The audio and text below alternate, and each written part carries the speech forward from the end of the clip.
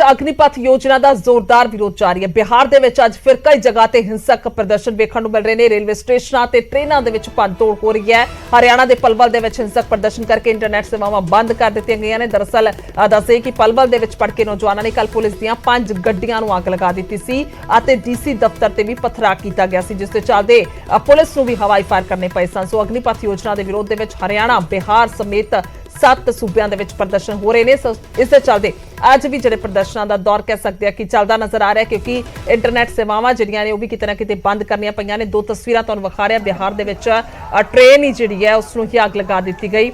हिंसक प्रदर्शन जिहड़ा वो वेखण नूं मिलिआ। तस्वीरां साफ तौर पर जाहिर ने और दस्सिए कि अपडेटेड तस्वीरां यानी कि अज दियां ये तस्वीरां ने।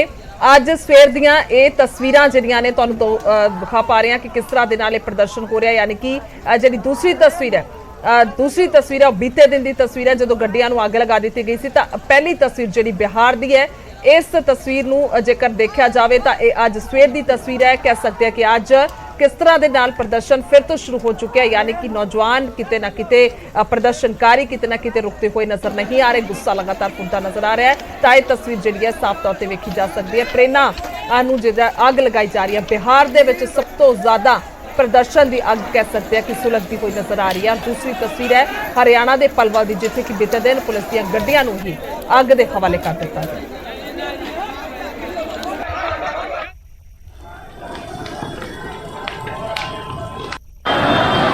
तस्वीरें जिहड़ियां ने वेखिया जा सकदियां ने किस तरह के नाल विरोध हो रहा अग्निपथ का। जेकर किया जाए अग्निपथ तो यह नवी स्कीम है केंद्र सरकार की, जिस दे विच नौजवानों जिहड़ा भर्ती 100% किया जाएगा, पर उस तो 4 साल बाद 25% जिहड़ी भर्ती होएगी वो नौजवान जिहड़े ने वो अगे जारी रहणगे, स्थिर रहणगे, पर 75% जिहड़े नौजवान ने उन्होंने सेवा मुक्त कर दिता जाएगा। और इस ते चलदे सिर्फ इन्ना ही नहीं है, सेवा मुक्ति के नाल कोई पेंशन जिहड़ी है उन्होंने नहीं मिलेगी। हाँ, उन्होंने ड्यूटी की सैलरी का जिहड़ा कुछ हिस्सा जिहड़ा उन्होंने इकट्ठे जरूर दे दिता जाएगा, पर जिहड़ी बकायदा सारी उम्र जिहड़ी पेंशन मिलती है उस दी सुविधा इस दे विच नहीं है।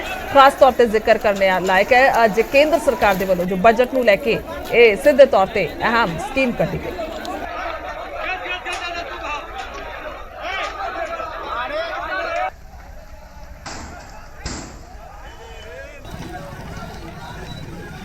सो कैप्टन अमरिंदर सिंह के वलों अग्निपथ योजना का विरोध किया गया था कि नवा एक्सपेरीमेंट फौज के लिए ठीक नहीं है। कैप्टन अमरिंदर सिंह का बयान आया है। रेजीमेंटा के आपसी लोकाचारी कमजोर होएगी, यह भी कैप्टन अमरिंदर सिंह कहते नजर आए ने। सैनिक के लिए 4 साल की सेवा घट है और 4 साल के लिए सैनिकों की भर्ती करना फौजी तौर पर सही नहीं है। केंद्र में दोबारा इस पर विचार करना चाहिए है। कैप्टन अमरिंदर सिंह दस्सिए कि भाईवाल ने इस वेले क्योंकि चोणां जिहड़ियां ने विधान सभा चोणां 2022 दियां कैप्टन अमरिंदर सिंह के वलों बीजेपी के नाल रल के लड़ियां गईयां सन। सो उन्हां दे साथी होने के चलते भी उन्हां दे वलों विरोध किया गया। कैप्टन अमरिंदर सिंह साबका फौजी ने, उन्हां दे वलों समय समय ते अजिहे बयान खास तौर पर जिहड़े फौज दे नाल संबंधित हुंदे ने वो सीधे तौर पर बेबाकी दे नाल अपना बयान रखते हुए नजर आउंदे ने। तां इस बार भी अग्निपथ नूं लैके उन्हां दा बयान आया है और उन्होंने वलों इस ते सहमति प्रगटाई नहीं गई है। उन्होंने कहना कि अजिहा एक्सपेरीमेंट फौज के लिए ठीक नहीं है।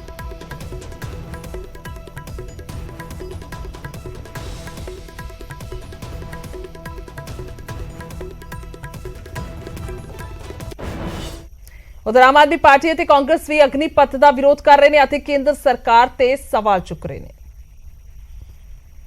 सरकार एक अग्निपथ नाम की एक स्कीम लाई है, जो स्कीम युवाओं के साथ और देश की सेना के साथ एक छलावा है।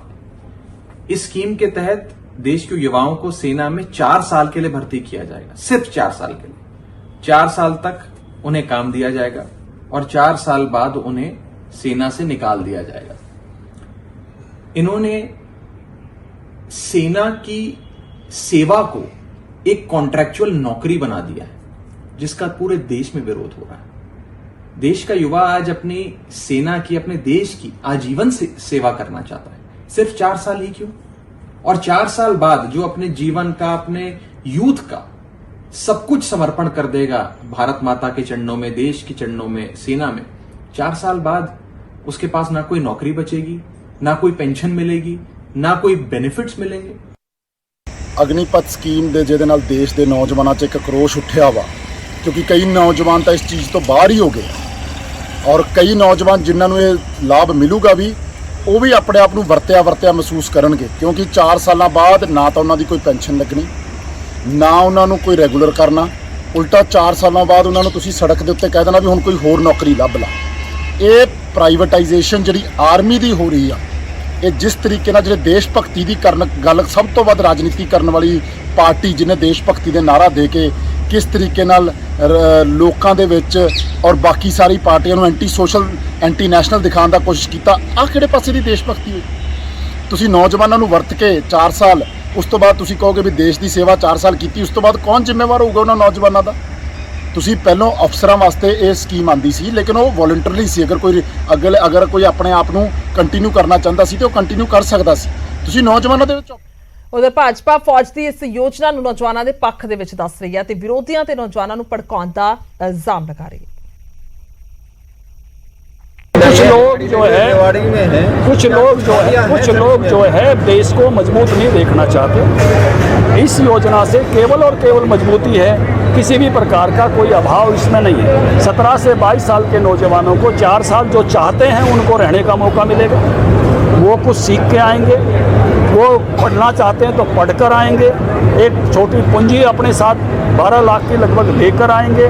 तो ये जो उनको उस समय वेतन मिलेगा, तो ये एक बड़ी रास्ता खोला गया है और हर भारतीय ने इसका स्वागत करना चाहिए। और इस योजना से इजराइल की तरह से राष्ट्र मजबूत सेना दे किसी भी अगर कोई कार्यक्रम लैके आउंदे आ, उहदी कंट्रोवर्सी करना देश हित नहीं हैगा और उत्थे सारे काम ईमानदारी और देश हित दे विच ही फैसले लए जांदे आ।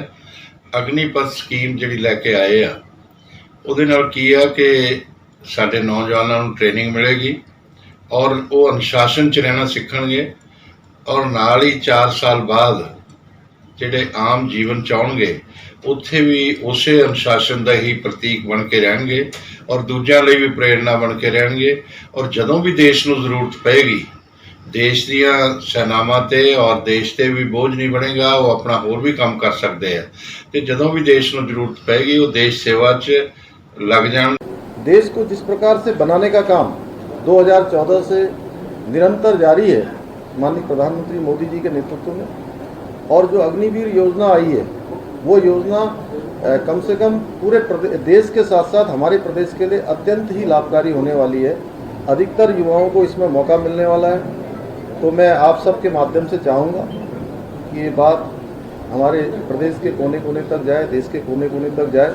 अंत में आप सभी का मैं धन्यवाद करते हुए, और जो आने वाले समय के हमारे अग्निवीर हैं उनके हृदय में राष्ट्र की भावना हमेशा ज्वलंत रहे, उनके मन में एक ज्वाला रहे कि हमें देश की सेवा में जाना है। इसके लिए मैं सभी को शुभकामनाएं देता हूँ। मैं सारे हमारे बच्चों से आग्रह करता हूँ कि योजना को समझें। फौज की संख्या को नहीं घटाया जा रहा है।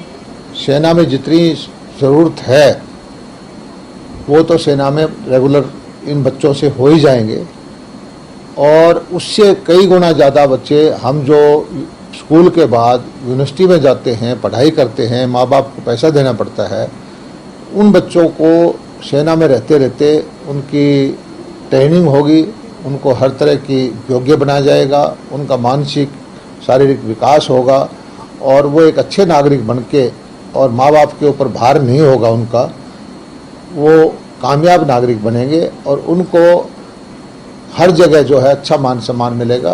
और आगे आने वाले वक्त में जैसे हमारे मुख्यमंत्री जी ने कहा कि हरियाणा के अंदर तो हम उनको नौकरी में भी प्राथमिकता देंगे।